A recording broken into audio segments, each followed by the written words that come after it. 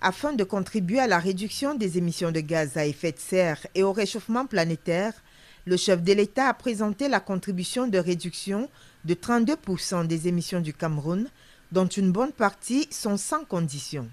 Paul Biya a ainsi montré la détermination de notre pays à ramener le climat mondial à la normale, même si le Cameroun est loin d'être parmi les pollueurs. Et la société civile accompagne l'administration dans ce travail de terrain. C'est le cas du réseau climat et développement Carré Géo-Environnement.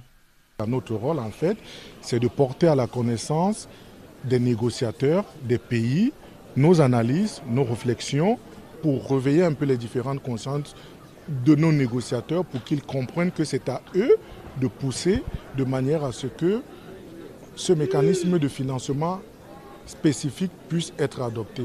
Malheureusement, on ne peut pas dire qu'il soit satisfait par les négociations à la COP24 ici en Pologne.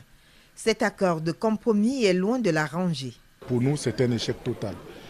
C'est un échec pourquoi? Parce que ce que nous avons constaté dans le dernier texte, il s'avère que certains États poussent de manière à ce que cette composante perte et préjudice puisse être rattachée finalement à l'adaptation, ce qui serait un recul.